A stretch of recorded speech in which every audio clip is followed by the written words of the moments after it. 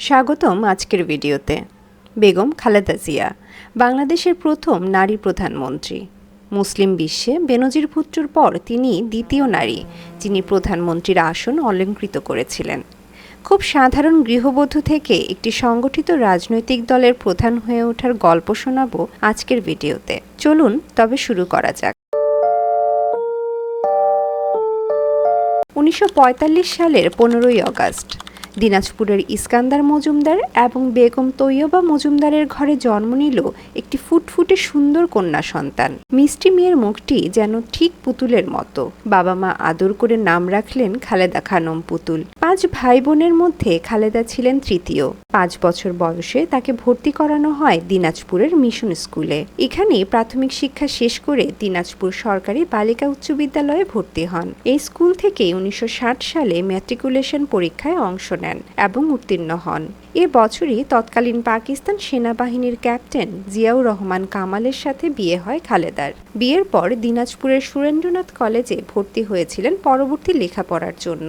এ সময় তার স্বামী জিয়াউর রহমানের কর্মক্ষেত্রও ছিল দিনাজপুরে। তবে পরবর্তীতে স্বামীর কর্মক্ষেত্র পরিবর্তিত হলে তিনি সেখানে চলে যান। ফলে কলেজের পড়া তিনি শেষ করতে পারেননি। এরই মধ্যে 1965 সালের 20 নভেম্বর খালেদার কোল আলো করে আসে তাদের প্রথম সন্তান তারেক রহমান। 1969 সালের 12ই আগস্ট দ্বিতীয়বার মা হন খালেদা। জন্ম নেয় তাদের দ্বিতীয় সন্তান আরাফাত রহমান কোকো। 2 ছেলে নিয়ে সুখী দিন কাটছিল খালেদা ও স্বামী জিয়াউর রহমানের।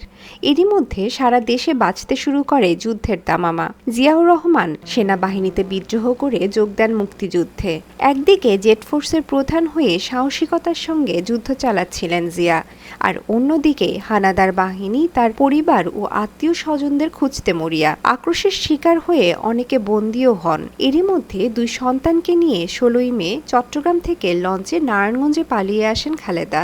সেখান থেকে বড় বোন খুরশিদ জাহান এবং দুলাভাই মোজাম্মেল হক জিপ গাড়ি করে তাদের নিয়ে আসেন তাদের খিলগাঁওয়ের বাড়িতে। তবে মাত্র 10 দিনের মধ্যেই গোয়েন্দা তৎপরতায় এই খবর পৌঁছে যায় পাক বাহিনীর কাছে। 26শে মে ভগ্নিপতি মোজাম্মেল হক জানতে পারেন পাক সেনারা জেনে ফেলেছে খালেদা জিয়ার অবস্থান। এরপর থেকেই শুরু হয় লুকোচুরি। এ বাসা ও বাসা, আবার অনেকে নিপীড়নের ভয়ে খালেদাকে বাসায় রাখতেও নারাজ।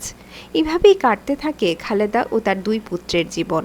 শেষে খালেদার জায়গা হয় ভূতত্ত্ব জরিপ অধিদপ্তরের ডেপুটি ডিরেক্টর এসকে আবদুল্লার সিদ্ধেশ্বরীর বাসায়। তবে শেষ রক্ষা হয়নি।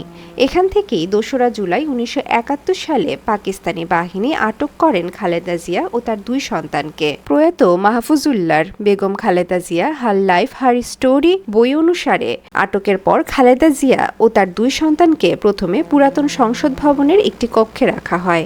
এরপর নেওয়া হয় ঢাকা ক্যান্টনমেন্টের ভেতরের একটি বাড়িতে। 1971 সালের ডিসেম্বরের প্রথম সপ্তাহ পর্যন্ত শিশু সন্তান সহ এখানেই আটক ছিলেন খালেদা। এ সময় তিনি তৎকালীন পাকিস্তানি আর্মির মেজর জেনারেল জামশেদের অধীনে আটক ছিলেন। মেজর অবসরপ্রাপ্ত হাফিজ উদ্দিন আহমেদ বীর বিক্রমের লেখা রক্তে ভেজা 71 গ্রন্থ থেকে জানা যায়, স্ত্রী সন্তানের আটকের খবর পেয়ে 1971 সালের 21শে August Ziaur Rahman major general জামশেদকে একটি চিঠি লেখেন। চিঠিতে তিনি লিখেছিলেন, Dear General Jamshed, my wife Khaleda is under your custody. If you do not treat her with respect, I will kill you someday. দেশ স্বাধীন হলে ডিসেম্বরের প্রথম সপ্তাহে মুক্তি পান খালেদা। বড় বোন খুরশিদ জাহানের ভাষ্যমতে বন্দি দশা থেকে মুক্ত হয়ে প্রথমে বোনের বাড়িতেই ফিরেছিলেন খালেদা। তবে তখনও স্বামী জিয়ার কোনো খোঁজ পাচ্ছিলেন না। অনেক উদ্বেগ উৎকণ্ঠায় কাটে 20 থেকে 25 দিন। তারপর জিয়া খুরশিদ জাহানের বাড়িতে আসেন। সেখানেই যুদ্ধের পর স্বামীর সাথে প্রথম দেখা হয় খালেদা জিয়ার। 1977 সালে স্বামী জিয়াউর রহমান বাংলাদেশের রাষ্ট্রপতি হলে খালেদা জিয়া হন ফার্স্ট লেডি। এ সময় তিনি বিভিন্ন দেশ ভ্রমণ করেন এবং বিভিন্ন রাজনৈতিক ব্যক্তিত্বের সাথে দেখা করার সুযোগ পান। রাজনীতিকে খুব কাছ থেকে দেখার পরও খালেদা রাজনীতির ব্যাপারে মোটেই আগ্রহী ছিলেন না। তিনি ঘর এবং সন্তানদের নিয়ে থাকতেই বেশি ভালোবাসতেন। খালেদার জীবনে বড় বিপর্যয় নেমে আসে 1981 সালের 30শে মে স্বামী জিয়াউর রহমান হত্যার পর। খালেদা তখন নিতান্তই একজন গৃহবধূ, স্বামীকে হারিয়ে দিশেহারা। অন্যদিকে জিয়াউর রহমানের মৃত্যুতে দিকহারা হয়ে যায় তার প্রতিষ্ঠিত দল বিএনপি।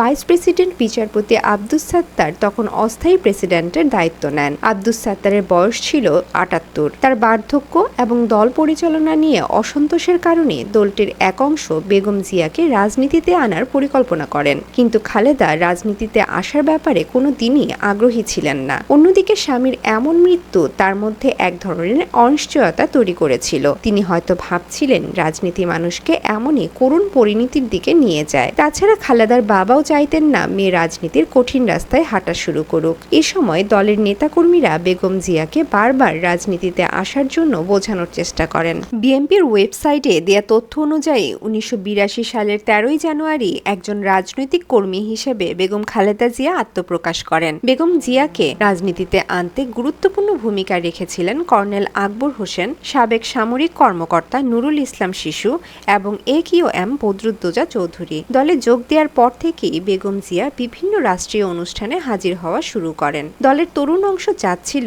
খালেদা জিয়া দলের প্রধান হোক, ফলে চেয়ারম্যান হওয়ার জন্য একই সঙ্গে প্রার্থী হন খালেদা জিয়া এবং রাষ্ট্রপতি আব্দুস সাত্তার। ফলে এক বিব্রতিকর অবস্থার সৃষ্টি হয়। বিচারপতি সাত্তার দুবার বেগম জিয়ার বাসায় যান। এ সময় তিনি বেগম জিয়াকে দলের সহসভাপতি এবং দেশের ভাইস প্রেসিডেন্ট হিসেবে দায়িত্ব নেয়ার প্রস্তাব দেন, কিন্তু বেগম জিয়া ব্যক্তিগত কারণে তা গ্রহণ করেননি বলে জানা যায় বিএনপির অফিসিয়াল ওয়েবসাইটে। অবশেষে বিচারপতি আব্দুস সাত্তারের সঙ্গে দীর্ঘ আলোচনার পর চেয়ারম্যানের পদ থেকে সরে দাঁড়ান বেগম জিয়া। ১৯৮২ সালের ২৪শে মার্চ তৎকালীন সেনাপ্রধান HM এরশাদ সামরিক অভ্যুত্থানের মাধ্যমে রাষ্ট্রপতি আব্দুস সাত্তারকে ক্ষমতাচ্যুত করেন। এরপর থেকেই সাত্তার আনুষ্ঠানিকভাবে দলের চেয়ারম্যান থাকলেও দল পরিচালনায় খালেদা জিয়ার প্রভাব বাড়তে থাকে। ১৯৮৩ সালের মার্চের মাসে খালেদা জিয়া দলের ভাইস চেয়ারম্যান এবং কিছুদিন পরেই ভারপ্রাপ্ত চেয়ারম্যানের দায়িত্ব পান। ১৯৮৪ সালের ১০ই মে খালেদা জিয়া বিএনপির চেয়ারম্যান নির্বাচিত হন। রাজনীতিতে আসার ১০ বছরের মধ্যেই প্রধানমন্ত্রী হন খালেদা জিয়া।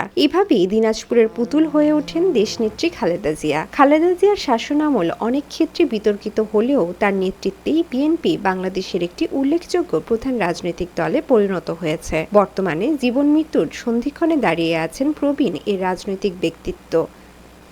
আজ এ পর্যন্তই। দেখা হবে পরবর্তী ভিডিওতে। সেই পর্যন্ত সাথেই থাকুন। ভিডিও সম্পর্কে আপনার মতামত কমেন্ট করে জানাবেন।